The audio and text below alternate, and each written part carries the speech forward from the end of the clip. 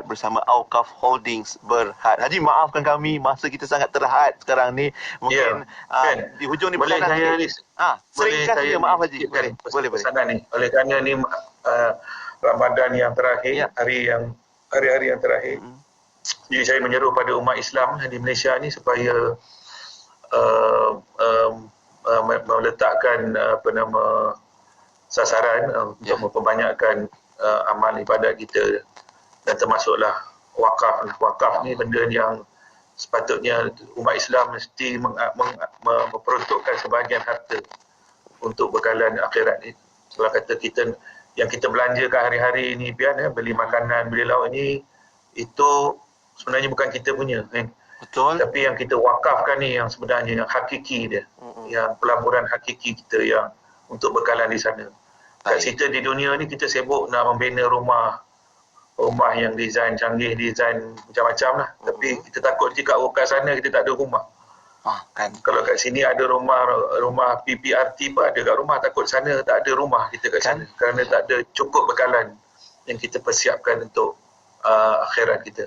Jadi insyaAllah Auqaf menyediakan peluang ini yang terbaik, wakaf yang terbaik, dan insyaAllah orang ramai boleh berwakaf semudah melalui online kita. Dan buka segeralah akaun wakaf. Betul. Dengan kita akaun bank wakaf kita melalui portal kita, ada auqaf.com.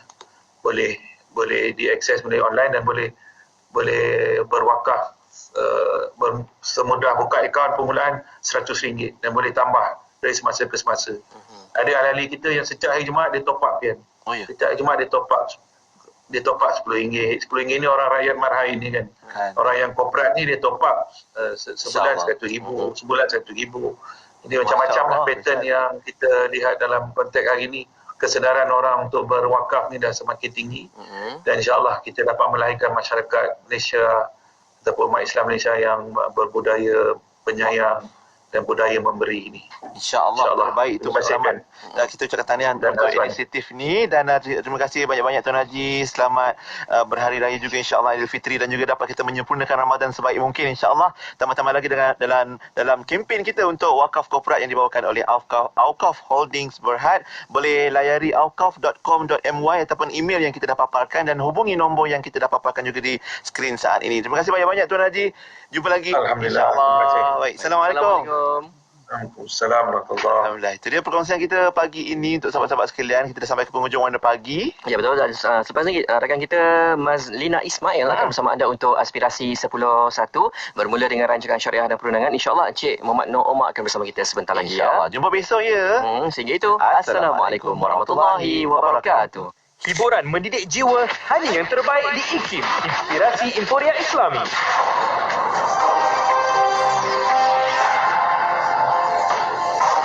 Assalamualaikum dan selamat pagi bersama Mazlina Ismail untuk Berita IKIM. Menteri Kanan Keselamatan Datuk Seri Ismail Sabri Yaakob menafikan dakwaan kononnya jumlah harian individu dijangkiti COVID-19 di seluruh negara adalah rekaan. Beliau berkata kerajaan serius dalam usaha memastikan penularan pandemik ini diputuskan dan sudah mengenal pasti punca peningkatan kes. Katanya dalam kenyataan harian Perintah Kawalan Pergerakan PKP, Perintah Kawalan Pergerakan Bersyarat PKPB dan Perintah Kawalan Pergerakan Pemulihan PKPP semalam, Datuk Seri Ismail Sabri berkata beliau yakin rakyat di negara ini mampu melawan COVID-19 dengan meningkatkan kawalan kendiri, mematuhi prosedur operasi standard SOP ditetapkan dan mengambil tahu persekitaran serta mengehatkan pergerakan. Kerajaan memutuskan semua pengembara dari Singapura yang masuk ke Malaysia menggunakan peraturan ulang alik berkala PCA perlu menjalani kuarantin wajib selama 14 hari. Bermula Khamis ini di stesen kuarantin sudah diwartakan. Ketua Pengarah Kesihatan Tan Sri Dr. Nur Hisham Abdullah berkata perkara itu diputuskan pada sidang khas Majlis Keselamatan Negara semalam. Katanya keputusan itu dibuat selepas Malaysia menyenaraikan Singapura sebagai antara negara yang melaporkan penularan variant of concern VOC SARS-CoV-2 dalam komuniti. Katanya dalam kenyataan media di Putrajaya semalam. Tan Sri Dr. Nur Hisham berkata selain itu sidang khas berkenaan turut bersetuju menggantung sementara waktu bagi laluan hijau timbal balik RGL Malaysia Singapura bermula Khamis ini. Pengamal dan Persatuan Perubatan berasa lega dan mengalu-alukan langkah pelaksanaan Perintah Kawalan Pergerakan PKP yang dilaksanakan secara menyeluruh di seluruh negara. Presiden Persatuan Perubatan Malaysia MMA Profesor Datuk Dr. Subramaniam Muniandi berkata, langkah itu memang dinantikan persatuan itu kerana isu berkenaan sudah banyak kali disuarakan sejak peningkatan mendadak kes COVID-19. Beliau berkata pihaknya mengalu-alukan usaha ini dan tidak timbul kekeliruan dalam kalangan masyarakat mengenai pelaksanaan PKP yang sebelum ini dilaksanakan secara terpilih. PKP akan dilaksanakan di seluruh negara dengan larangan baru berkaitan aktiviti Aidilfitri berkuat kuasa Rabu ini. Sekian berita IKIM edisi jam 10 pagi. Assalamualaikum. Laporan berita tadi dari sumber bernama Syawal ini, koleksi lagu-lagu Melayu terbaru untuk anda di Radio IKIM. Tasbih bergema di Hari Raya, Munif Hijaz featuring Izzat Lazim dan Malik Suhaimi.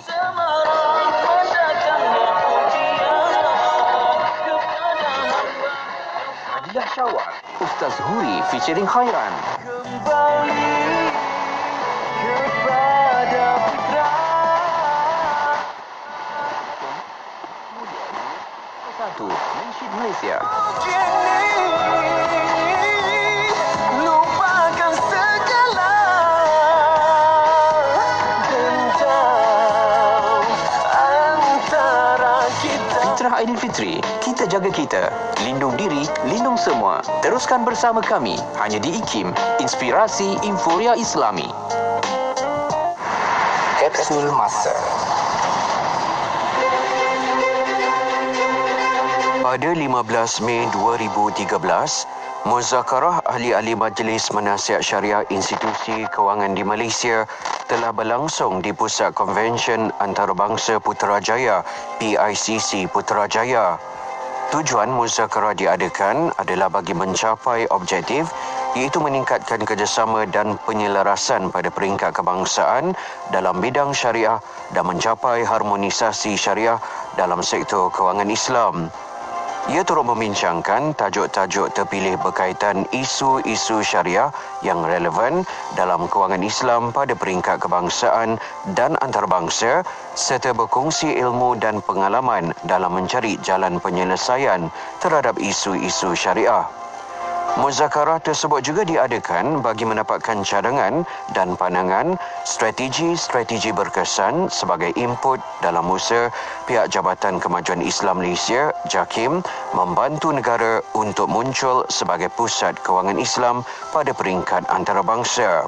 Muzakarah ini juga mengekalkan tema memartabatkan muamalah Islam demi kesejahteraan ummah dan memberi tumpuan tajuk berkaitan tadbir urus pematuhan syariah secara holistik.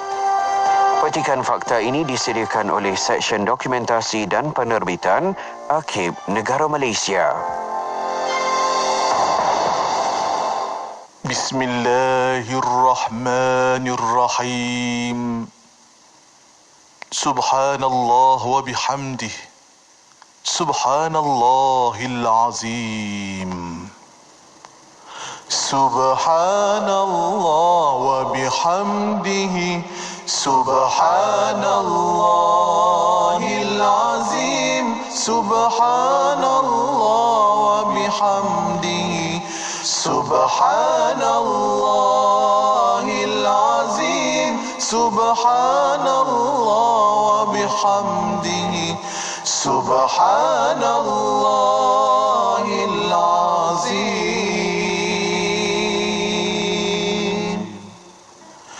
Subhanallah wa bihamdihi.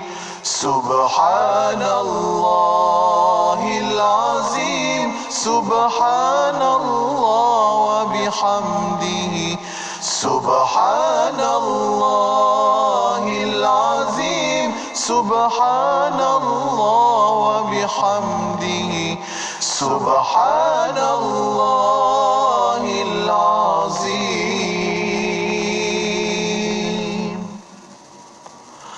Subhanallah wa bihamdihi.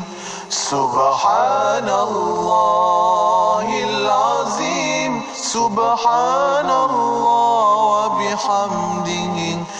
Subhanallahil azim, Subhanallah wa bihamdihi, Subhanallahil azim.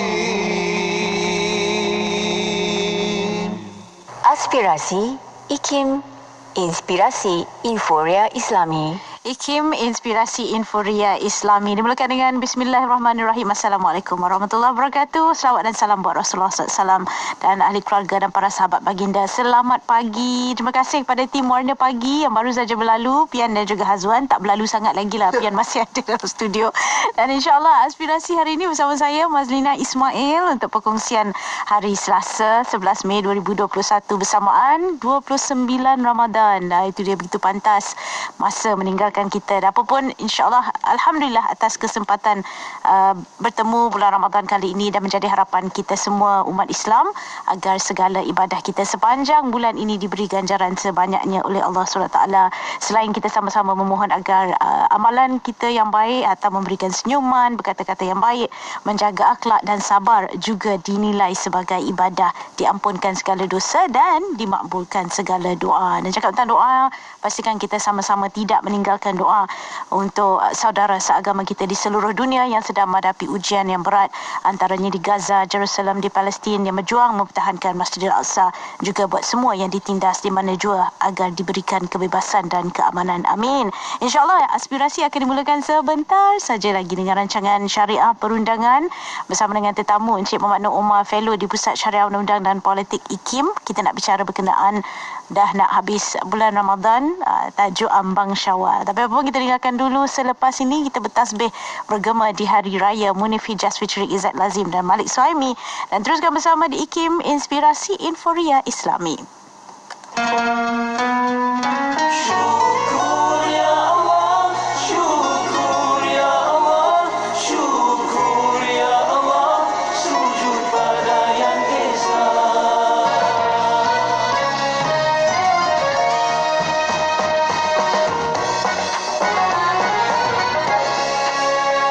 Takbir di pagi mulia, menyambut raya yang menjelma. Lafaz syukur kepadanya bergema di seluruh dunia. Sahabat dan keluarga semua merayakannya, terasa rahmatnya memenuhi buana. Syukur ya Allah, syukur ya Allah, syukur ya Allah, sujud pada yang esa. Syukur ya Allah, syukur ya Allah, syukur ya Allah, Tuhan yang Maha Cinta. Dalam senang jangan dilupakan saudara muslimin serba kekurangan, sama-sama ulurkan bantuan pada yang tak penting, doa dikirimkan. Bersama rahmat datangnya ujian kepada hamba yang saleh beriman. Yakinlah itu tanda kasih Tuhan, satu peringatan bukan hukuman. Reda dan syukur atas ketentuan, sampaikan salam tulus keikhlasan. Di hari raya, hari kemenangan, mari bersama kita meraihkan. Itu pagi mulia, menyambut raya yang bergema. Lafaz syukur kepadanya bergema di seluruh dunia. Sahabat dan keluarga semua merayakannya, terasa rahmatnya memenuhi buana. Selamat Hari Raya, selamat Hari Raya. Syukur ya Allah, syukur ya Allah, syukur ya Allah, sujud pada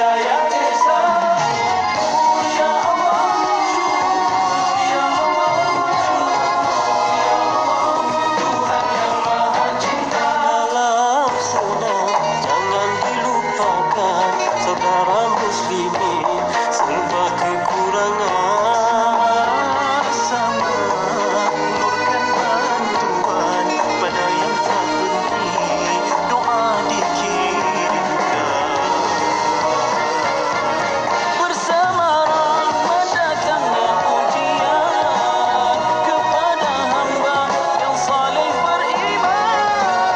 Yakinlah itu tanda kasih Tuhan, satu peringatan bukan hukuman. Redha dan syukur atas ketentuan, sampaikan salam tulus keikhlasan. Di hari raya, hari kemenangan, mari bersama kita merayakan. Syukur ya Allah, syukur ya Allah, syukur ya Allah, syukur pada yang Esa. Syukur ya Allah, syukur ya Allah, syukur ya Allah, Tuhan yang Maha Cinta.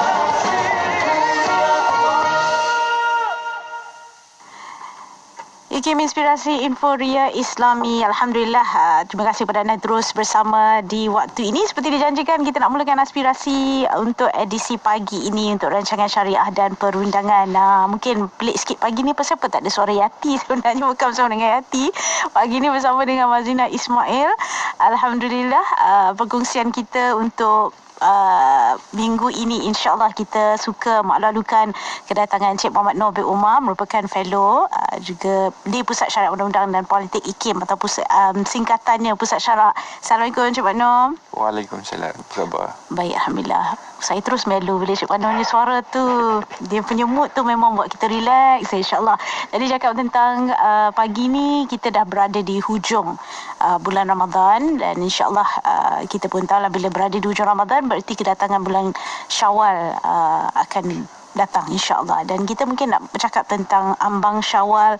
Cik Manu nak mulakan dengan apa agaknya pesanan pada pendengar kita sebelum kita masuk Syawal tu, apa sebenarnya yang kita dah dapat sepanjang Ramadan berpuasa insya-Allah. Baik, terima kasih Mas Ajam, Mas Lina. Alhamdulillah. Saya jarang kudara dengan Mas ni sebab Mas pun jarang kudara. Betul.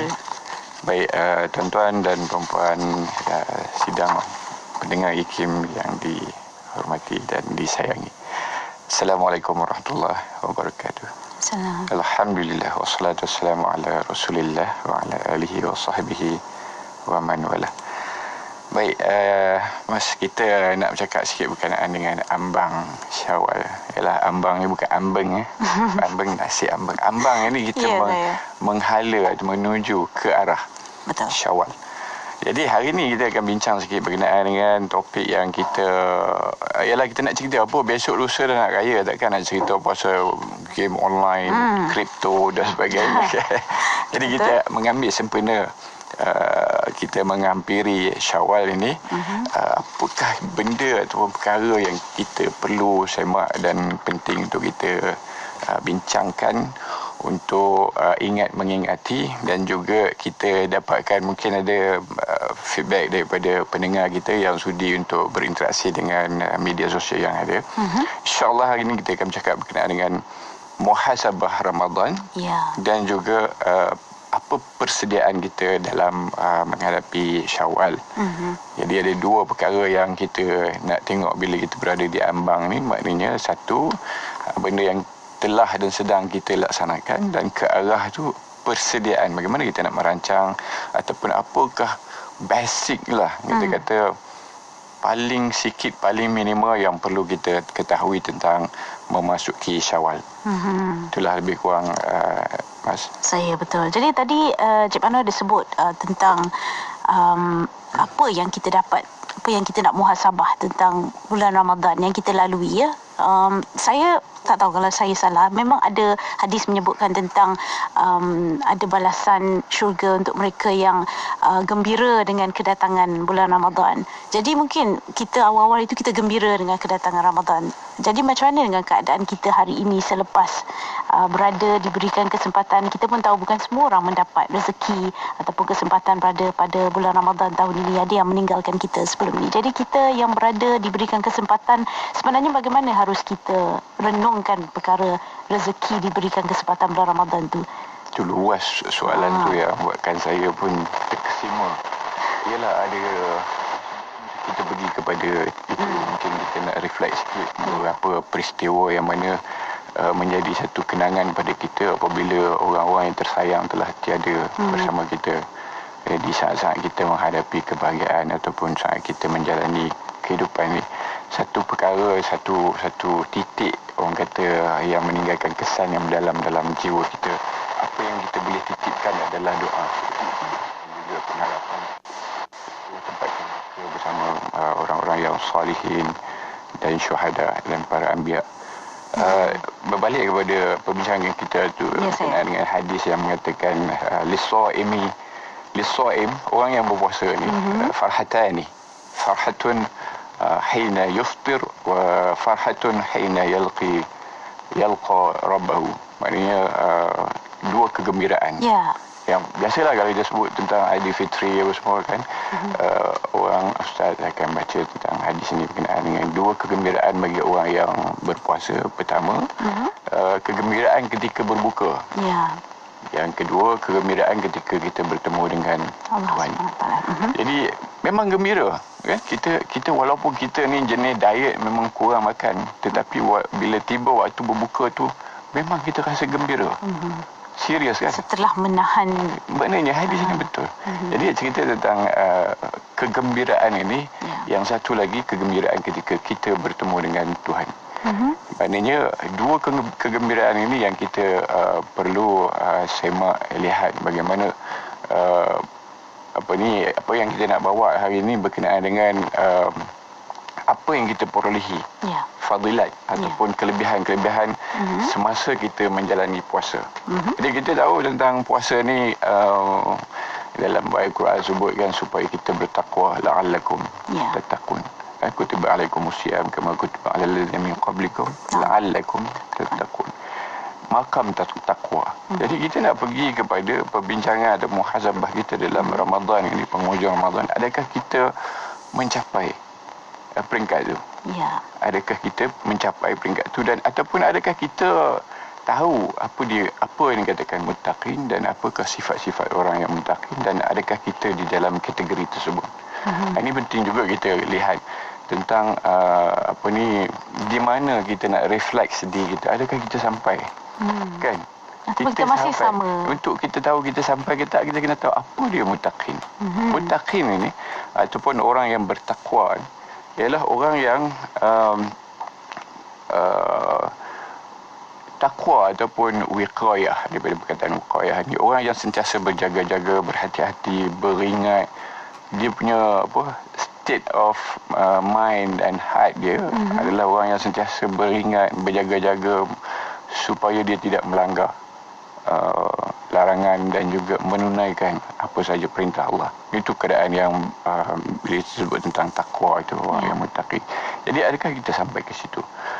Memang banyaklah kalau kita nak sebut tentang takwa, ta'rifannya, apa contoh-contohnya, macam satu hadis berkenaan dengan bagaimana Sayyidina Umar tanya kepada seorang sahabat lagi, yang sahabat yang cerita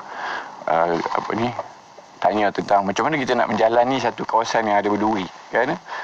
Ini famous kan, kalau kita nak hurai panjang lah, tapi kita nak cuba pada hari ini nak melihat tentang sifat-sifat dan juga orang yang kita katakan kategorinya sampai kepada peringkat sentiasa beringat dengan makam muttaqin itu. Perkara pertama sekali dalam Al-Quran sebut tentang orang yang mencapai makam muttaqin ini adalah orang yang yakin dan percaya kepada perkara ghaib. Ghaibiat. Ghaibiat ni apa dia? Kan, salah satu ghaibiatnya tentang syurga, neraka, dosa, pahala. Dan ghaibiat yang paling besar sekali adalah Allah itu sendiri. Sifat Allah, merasai kebesaran Allah. Itu satu perkara yang ghaibiat. Kita tak nampak. Kita tak dapat lihat. Tetapi kita dapat merasai perkara ghaibiat itu. Sentiasalah kita kata kewujudan kita, merasa kewujudan Allah itu akan membentuk tingkah laku kita, sentiasa berjaga-jaga tadi, berhati-hati, sentiasa memastikan apa yang kita buat itu tidak melanggar apa yang dilarang oleh Allah, dan juga sentiasa patuh dan tunduk kepada perintah Allah. Dan dia sendiri, kalau kita sebut orang yang maqam muttaqin ni sentiasalah terpaut dan terkait hatinya dengan Allah. Itulah kita nak cerita lebih pun mungkin tak dapat nak digambarkan, tetapi boleh dirasai oleh mereka yang menjalani, merasainya sendiri. Jadi itulah gambaran lebih kurang. Dan apabila kita sebut tentang sifat ini, merasai kewujudan dan juga sentiasa berhati-hati, inilah yang akan membuahkan hasil-hasil ataupun kesan kepada sifat takwa yang ada dalam diri kita ni. Maknanya dengan takwa ini banyaklah Al-Quran menyebut tentang kelebihan-kelebihan takwa. Contohnya orang yang bertakwa ini Allah akan buka jalan, wa may yattaqillah yaj'al lahu makhraja, kan, buka jalan. Buka jalan macam mana? Tidak disangka-sangka. Tidak disangka-sangka itu macam mana? Kan? Kadang-kadang kita kalau kita reflect, something to ponder. Kalau kita ponder kan dalam fikiran kita. Contohnya kita berada di dalam satu keadaan yang sangat sulit dan sempit. Tiba-tiba sekarang kita berada di satu keadaan yang senang dan lega. Sedangkan dulu kita berada di tempat yang sempit dan orang kata sukar. Macam mana boleh benda tu sampai ke peringkat ini? Dan benda tu dah jadi perkara lepas pada kita. Siapa yang bantu? Allah yang bantu kita. Allah yang keluarkan kita daripada jalan yang kita mungkin tak pernah terfikir pun. Kan? Kita dapat keluar daripada perkara-perkara yang menyulitkan kita sehingga kita mampu menghadapi kehidupan sekarang ini. Berbanding dulu kita rasa Allah, macam mana kita nak hadapi perkara-perkara ini. Jadi banyak kelebihan orang yang bertakwa. Yang mana satu tadi kita tahu di mana ataupun apa sebenarnya keadaan takwa itu. Kan? Yang kedua kita pergi kepada kelebihan-kelebihan takwa yang kita sebut salah satunya dapat keluar daripada jalan ataupun penyelesaian yang sukar untuk kita fikirkan, gambarkan, dan juga jaminan-jaminan yang Allah berikan kepada orang yang bertakwa ini akan diberi hidayah, petunjuk. Sebenarnya banyak kan kalau kita nak senaraikan, dan ayat Quran sendiri yang menyebutkan perkara-perkara ini. Jadi contohnya macam sebaik-baik bekalan adalah orang yang takwa itu adalah sebaik-baik bekalan. Dan juga banyak lagi lah kalau kita nak sebut satu-satu mungkin kita akan perlukan banyak masa lah. Contohnya macam orang yang bertakwa ni mendapat pertolongan daripada Allah. Al-Quran nak sebut banyak lah kan. Dan Allah membuka rezeki kepada orang yang bertakwa ni. Allah hapuskan kesalahan dan diberikan ganjaran pahala yang besar. Fatazawwadu fa innal khairuz zad at-taqwa. Jadi banyak kelebihan-kelebihan kita lihat. Dan dengan kita mengetahui apa dan juga tahu kelebihan takwa ini, jadi kita kena refleks kepada diri kita. Adakah proses yang kita jalani dalam Ramadan ini telah membawa kita ke satu tahap yang kita bincangkan ini? Ya, insya-Allah. Itu dia. Kalau tidak pun sampai sepenuhnya, mungkin lebih baik dari sebelum kita menjejakkan kaki pada bulan Ramadan tahun ini, ya, Cik Mano? Baik, saya ada terbaca satu buku ataupun kutaib atau kitab kecil lah. Ya, saya. Ibnu Jauzi sebut berkenaan dengan puasa ni, ada hikmah puasa. Hikmah puasa adalah junnah, perisai. Perisai kepada spiritual kita, perisai kepada hati kita, dan juga perisai kepada fizikal kita. Maksud dia macam mana? Maknanya dengan puasa itu akan membentuk spiritual kita dan mendidik hati kita. Dan juga fizikal kita dari segi tabiat pemakanan kita, penjagaan kesihatan kita. Banyak manfaat yang kita peroleh daripada puasa itu sendiri. Hikmah puasa antara lain ia juga menjadi satu penawar kepada hati kita. Kalau hati kita dulu tak ingat orang susah, kan? Tak pernah pedulikan orang yang tak ada makanan dan sebagainya, tapi dalam bulan puasa kita rasa simpati, rasa sangat tersentuh dengan, yalah, kadang-kadang kita tengok iklan ataupun apa-apa, makna hati kita makin lebih lembut dan membuatkan kita melaksanakan galakan-galakan semasa kita menunaikan puasa Ramadan, contohnya berinfak dan sebagainya. Itu adalah rumusan-rumusan tentang hikmah puasa yang disebut dalam kitab Ibn al-Qayyim al-Jawzi yang saya sebut tadi. Dan juga membentuk elemen-elemen fizikal kita. Contohnya dalam tabiat pemakanan dan juga memberi kerehatan kepada organ-organ. Ini orang banyak bercakap lah, orang perspektif sains dan sebagainya. Dan kita tidak nafikan. Adakah sekarang ni kita balik ni muhasabah, adakah benda itu, kelebihan itu, manfaat itu dapat kita peroleh. Kita kena refleks lah. Di ujung-ujung muhasabah nama pun kan.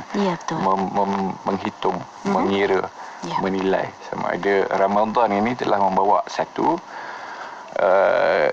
maqam muttaqin ataupun sifat takwa ataupun mempunyai ciri-ciri sedikit takwa itu.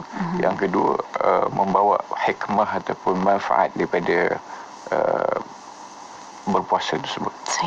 Okey, insyaAllah itu dia antara perkongsian ataupun mukadimah kita berkaitan dengan tajuk Ambang Syawal dalam Syariah dan Perundangan bersama dengan Encik Muhammad Noor. Kita nak berhenti seketika, selepas ini kita nak tahu hasil daripada puasa kita, adakah dia memberikan kesan kepada aktiviti ataupun kehidupan kita selepas bulan Ramadan.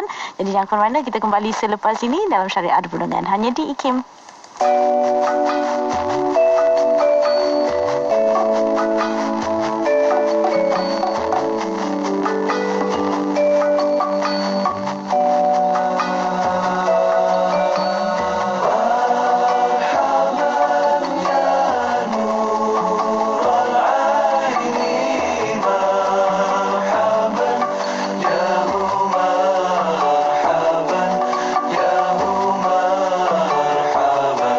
Ya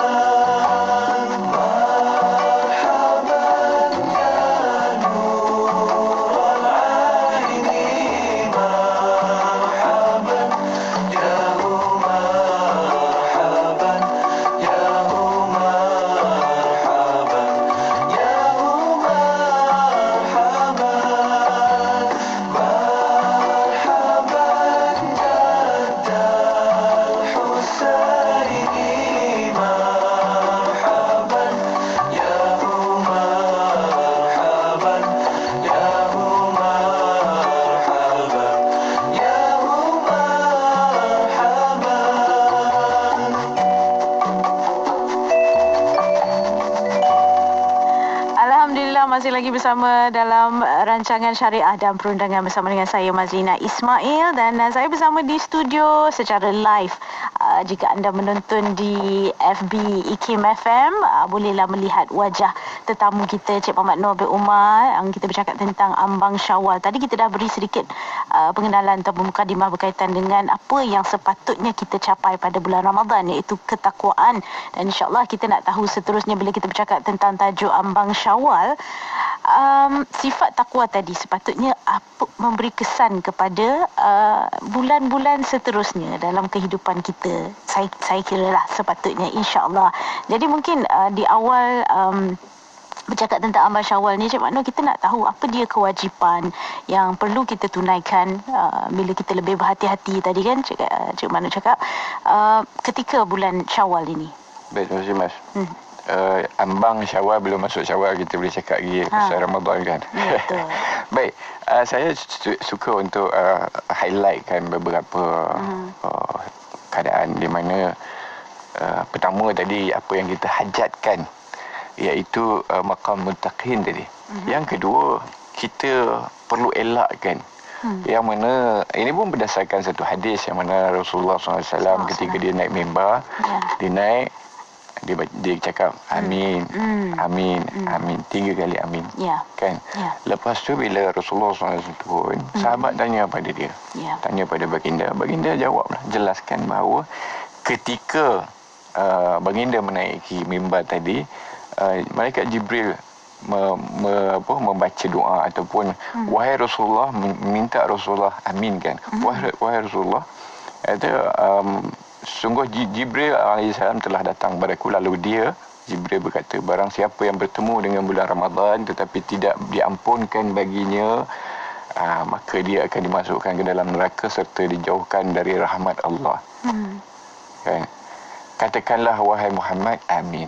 Sebab itu Rasulullah SAW sebut amin. Apa maknanya? Dalam hadis ini ada lagi lah maknanya. Yang kedua, bagi mereka yang ada ibu bapa tetapi tidak memberi perhatian ataupun menyia-nyiakan kehadiran ibu bapa, dan seterusnya mereka yang tidak selawat ke atas Nabi apabila nama Nabi Muhammad SAW disebut, kita tak selawat.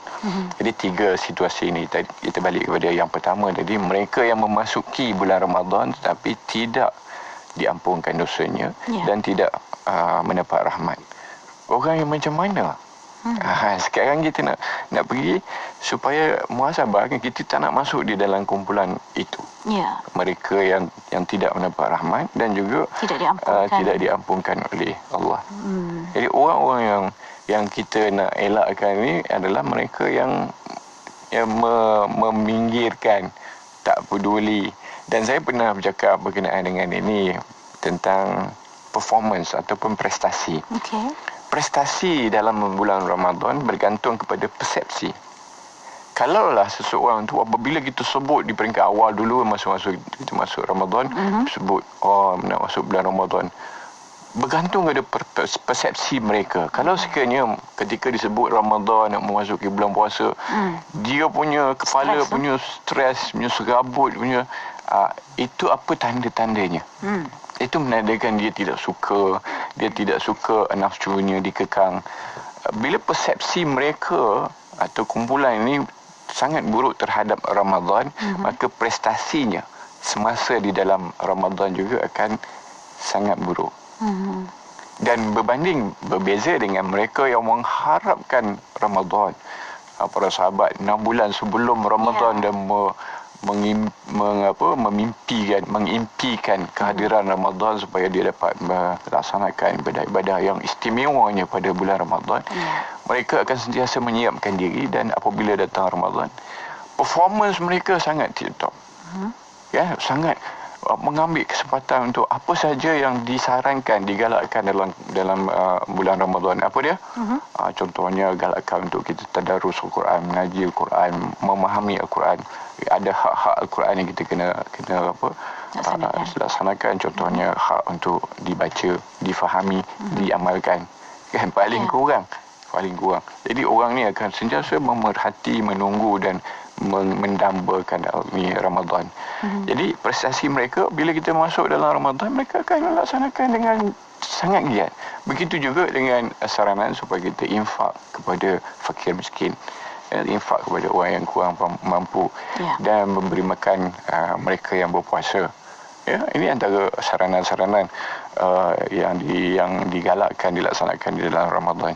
Jadi apabila kita sebut orang yang diaminkan oleh Rasulullah tadi, yang tak mendapat rahmat, maknanya orang yang opposite, orang yang masuk ke dalam bulan Ramadan dengan gundah gulana, dan bila dalam Ramadan tu dia tidak melakukan apa yang disarankan oleh agama. Dia rasa serabut, dan apa yang dia buat, ada sebahagiannya saya tak silap daripada hadis sendiri, sekiranya orang tu masuk Ramadan dalam keadaan dia rasa sangat terganggu dengan Ramadan. Ini bahasa kita terganggu, maknanya rasa leceh lah Ramadan, ataupun puasa ni satu beban yang sangat leceh lah pada dia, dan rasa macam tak betul, tak patut. Orang ni sebenarnya ada bibit-bibit sifat nifaq ataupun munafik di dalam diri dia. Bahaya. Orang yang macam ni yang kita sebut supaya kita jauhkan. Cara ataupun sikap-sikap yang beginilah yang kita perlu lihat dan congak supaya kita jauhkan. Orang yang macam ni, insya-Allah apa yang sebutkan hadis ni, maknanya orang kategori yang beginilah. Jadi kita kalaulah kita tidak sampai ke maqam muttaqin, janganlah sampai kita terjatuh ke dalam golongan orang yang tidak mendapat rahmat Allah ketika melalui Ramadan. Paling-paling kurang pun kita dapatlah sikit, ataupun melalui proses tu dengan biasa-biasa, yang insya-Allah ada kita laksanakan apa yang diperintahkan. Mungkin kekuatan iman ataupun takwa kita itu tidak mencapai tahap yang maksimum, tetapi sekurang-kurangnya kita melaksanakannya supaya tidak jatuh ke satu pihak lagi, satu kumpulan kelompok lagi. Jadi itulah basicnya. Dan bila balik kepada apa yang kita nak bawa apabila kita nak memasuki Syawal ni, adalah apa yang kita laksanakan nawafil ataupun amalan-amalan sunat ketika kita di dalam Ramadan. Maknanya kan selalu orang sebut yang Ramadan ni madrasah. Madrasah yang mana bila kita lalui, kita mempelajari, mendalami, menghayati, melaksanakan.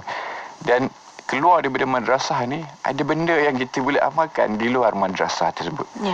Contohnya macam kita belajar kereta contohnya kan, kita peringkat awal kita nak kena fikir kat mana gear, tangan kat mana, steering kat mana, kan, brake, kaki kat kan. Ini proses masa kita belajar. Tetapi bila kita dah mahir, kan, dengan sebulan madrasah Ramadan yang sekolahkan kita, maknanya kita dah mahir mengurus kehidupan kita dalam waktu biasa. Maka amalan nawafil yang digalakkan dalam Ramadan ni akan berlangsung di dalam bulan-bulan lain. Menjadi sebahagian rutin baru. Sudah rutin baru.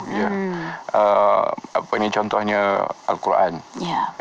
Bila masa dia baca Al-Quran? Kalau sekarang, kita ambil contoh yang praktikal. Sekarang lepas maghrib kan kita mengaji Quran. Dulu tak pernah, tapi bila kita lalu Ramadan kita ingat dan kita ubah norma baru itu. Ataupun lepas Isyak kita buat solat sunat taubat. Kalau tarawih tak ada, jangan pergi sembahyang tarawih pula. Orang cakap ini dengar kat Radio IKIM ni kan, sembahyang tarawih bulan bukan Ramadan. Tapi boleh laksanakan sunat-sunat lain, sunat taubat, sunat tasbih dan sebagainya. Melaksanakan amalan-amalan sunat, melazimi bacaan Quran, melazimi menghayati Al-Quran tu. Kita baca bukan sahaja baca, tapi mendalami makna-maknanya. Dan seterusnya bekal-bekal lain, infak dan ada orang dia dia buat, pastikan setiap kali dia pergi masjid dia akan bawa capai RM1, RM2 ke, kan, berapa ringgit lah yang dia boleh capai, dia akan bawa untuk masuk paling tak pun tabung masjid hari-hari. Kan? Ini satu kelaziman yang kita perlu kekalkan. Lalu kita sentiasa duit yang kita bawa tu sentiasa kalau jumpa orang yang memerlukan kita, terus tangan kita cepat untuk ringan untuk infak. Itu salah satu beberapa perkara lah kita sebut tentang kelaziman yang digalakkan, yang perlu ataupun boleh kita bawa ke bulan lain. Kelaziman yang paling utama adalah dari segi cara kita mengawal. Sebenarnya puasa ini dia perisai yang mengawal nafsu kita, dan keupayaan kita mengawal nafsu kita ni kalau boleh kita lanjutkan ke dalam bulan-bulan lain. Dari segi nafsu kita, benda-benda lain lah. Kita dah belajar macam mana kita nak menjaga puasa mata. Ini cerita betul lah, cerita betul-betul. Kita dulu kan, waktu bulan tak puasa, kita belasah aja macam-macam. Tengok ke, dengar ke, kita bercakap ke. Jadi bila masuk bulan Ramadan, kita puasa semua. Puasa mulut, kan, puasa telinga aja. Tak apa, kan. Puasa mata, kan, tengok-tengok dalam phone ataupun dalam komputer, keluar macam-macam. Kan, bila kita ingat kita, Allah, puasa. Kita pun kalau dah ada web yang selalu prompt benda-benda yang pelik-pelik, kita rasa benci dengan apa website itu. Dan bawakan benda itu ke dalam kehidupan kita selepas Ramadan. Ini kelaziman yang mungkin kita ingat biasa-biasa, tapi dia bawa kesan pada kita. Contohnya apabila kita, ini kajian menunjukkan apabila seseorang tu dia selalu terdedah kepada gambar-gambar yang mendedahkan aurat, ingatan dia terhadap Al-Quran, ayat-ayat suci akan terjejas. Salah satu caranya. Jadi dengan adanya kelaziman baru dalam norm yang dididik dalam madrasah Ramadan, kita dapat bawa satu penambahbaikan, yang satu lagi mengelakkan kita daripada terjerumus kepada perkara yang, yalah, kalau kita dengar orang cerita bukan-bukan kan, tak ada kepentingan, tak ada keperluan, apa gunanya kan. Orang mengumpat, orang cerita ribah dan sebagainya.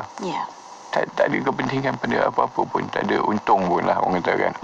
Jadi kita elakkan. Macam mana kita elakkan, macam mana kita jaga puasa tangan, kaki, mata dan sebagainya di dalam bulan Ramadan, bawakan ke dalam bulan biasa, memasuki Syawal nanti, insyaAllah. InsyaAllah. Itu dia cantik sekali sebenarnya bila tempoh masa berpuasa Ramadan tu 30 hari, sepatutnya memang kita dapat mengambil masa membiasakan diri ataupun melazimi amalan-amalan yang Cik Manu sebut tadi, dan insyaAllah kita harap kita mempunyai kekuatan untuk meneruskan semua usaha kita, bukan hanya pada bulan Ramadan, tapi sebenarnya dimulakan pada bulan Ramadan, disambung untuk 11 bulan yang lain. Kita nak berhenti seketika, bukan berhenti, nak berehat seketika. Tiga break. InsyaAllah kita kembali lagi selepas ini. Jangan ke mana-mana, terus bersama Syariah dan Perundangan di IKIM. Rasulullah sallallahu alaihi wasallam bersabda, dan tidak ada suatu kaum berkumpul di salah satu rumah Allah, lalu mereka membaca kitab Allah dan mempelajarinya sesama mereka, melainkan ketenangan akan turun kepada mereka, rahmat meliputi mereka, malaikat akan menaungi mereka, dan Allah akan menyebut mereka di hadapan malaikat di sisinya. Hadis riwayat Muslim. Sebagai mukjizat teragung Rasulullah sallallahu alaihi wasallam dan panduan dalam kehidupan umat Islam, Al-Quran mempunyai banyak kelebihan kepada pendampingnya. Jom ikuti rancangan tadabbur bersama Ustaz Syahri Abdul Rahman setiap hari Jumaat pada pukul 11 pagi di Aspirasi 10 1 IKIM. Menggapai panjat taqwa melalui suluhan Al-Quran dalam tadabbur di IKIM, inspirasi Inforia Islam. Bagaimana saudara kita di Yaman dan Syria menghadapi Ramadan? Di Yaman, dijangkakan lebih 400,000 kanak-kanak akan mati kerana kebuluran. Di Syria, hampir 12 juta rakyatnya sukar mendapat bekalan makanan asas. Apakah tindakan kita? Bantu mereka melalui kempen iftar untuk semua, anjuran Mercy Mission. Kami akan bantu saudara kita bukan sahaja di Yaman dan Syria, malah juga di Malaysia, Sudan dan Kemboja. Ketika kita masih berkira untuk membantu, mereka terus kelaparan dan menunggu maut. Bantu mereka sekarang. Hubungi 018-325-4185 atau layari www.iftaruntuksemua.my untuk membantu mereka. Mercy Mission, membawa misi rahmah kepada ummah. Rabbuka, siapa Tuhanmu? Bagaimana engkau habiskan usiamu? Soalan ini takkan dapat dijawab oleh kita andai kita hidup dalam lalai dan leka. Belum terlambat untuk kita berubah Jom restart hidup kita dengan tapak yang telah disediakan oleh Yaminika. Layari yaminika.com sekarang ini dan rasai pengalaman dan perubahan diri bersama Yaminika. Yaminika.com. Nuraisa, Nuraisa, kosmetik mesra wuduk Nuraisa. Nuraisa, Nuraisa, kosmetik mesra wuduk Nuraisa. Nuraisa, Nuraisa, Nuraisa, makeup mudah dibersihkan. Pilihan ramai wanita, kosmetik mesra wuduk Nuraisa. Ramai wanita, kosmetik mesra wuduk Nuraisa. Apa sah? Nuraisa. Kurma yang dirindui, kurma yang dirindui, kurma yang dirindui, nikmati dengan pelbagai cuaca. Jana pendapatan bersama Andalusia Food Industries. Maklumat lanjut layari Facebook Kurma Dirindui atau hubungi 013-279-9285. 013-279-9285. Kurma yang dirindui, kurma yang dirindui.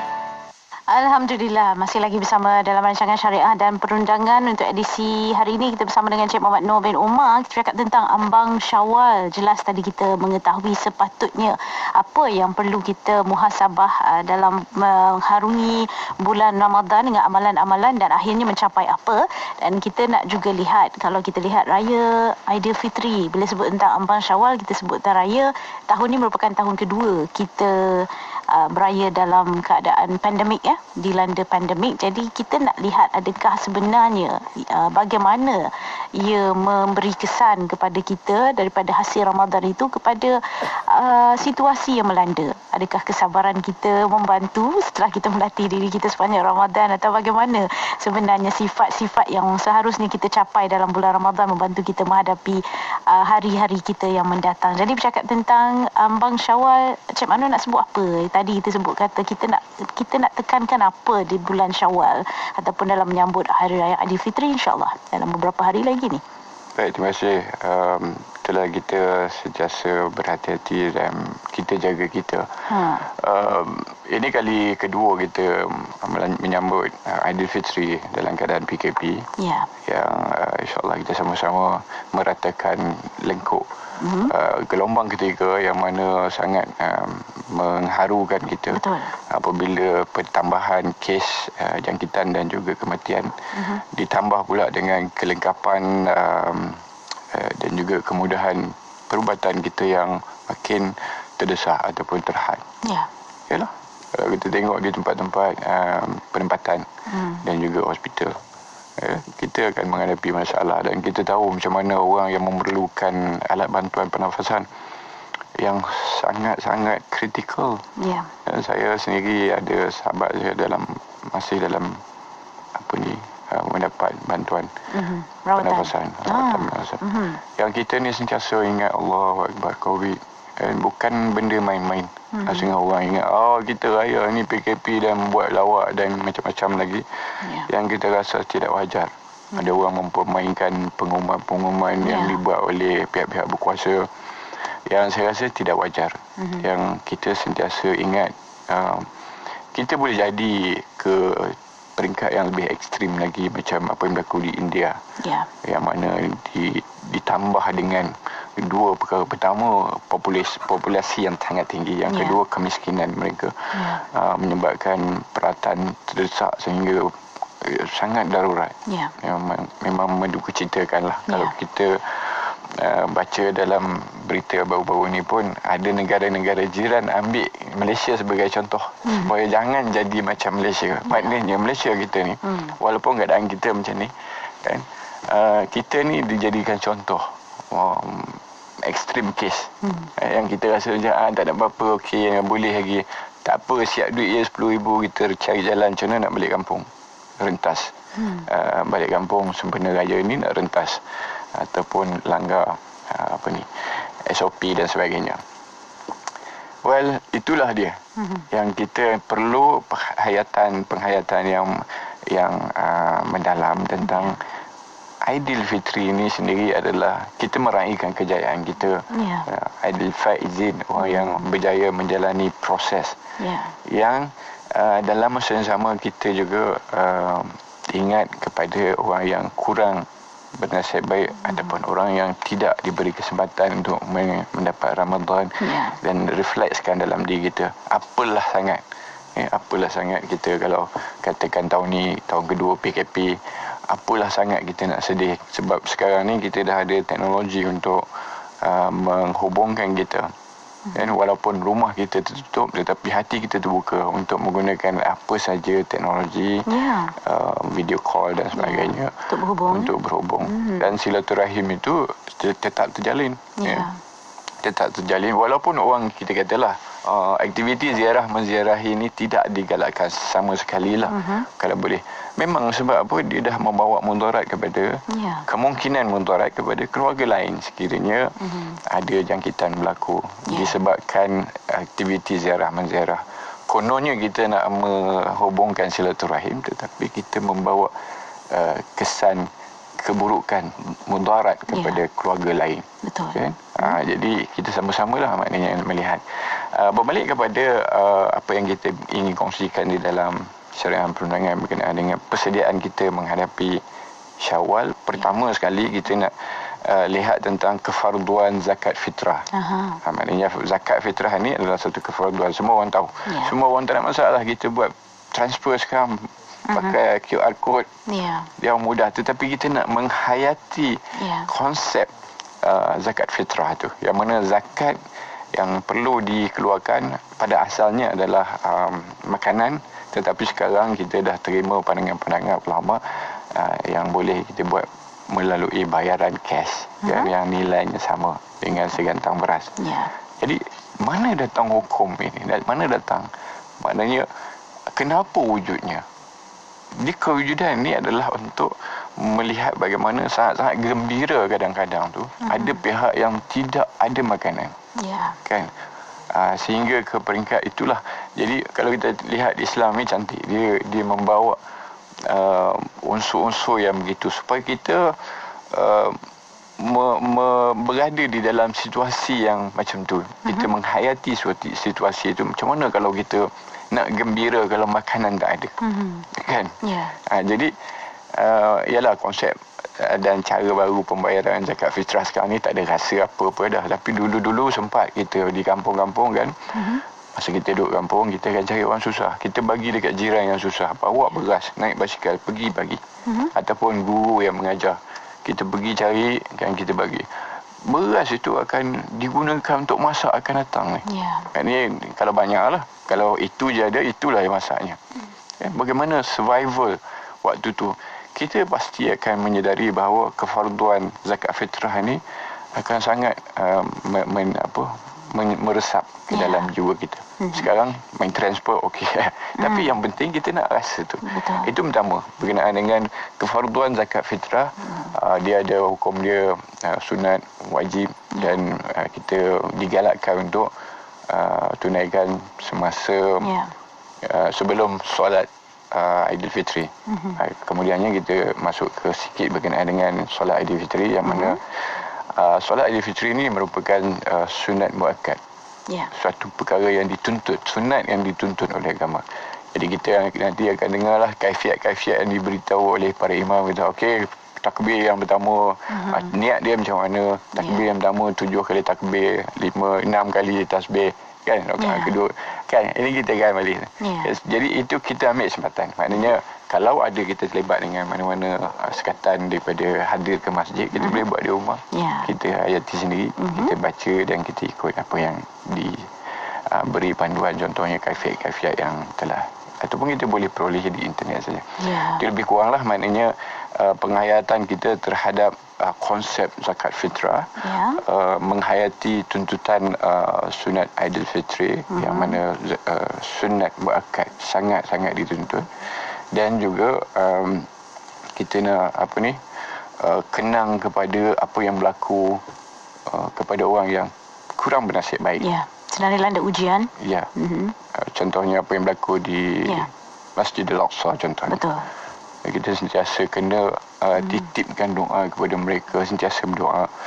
Allahumma ansuril Islam wal muslimin fi Palestin, fi kulli makan wa zaman. Maknanya kita sentiasa ingat dalam doa kita kepada mereka yang kurang bernasib baik. Itulah lebih kurang yang membawa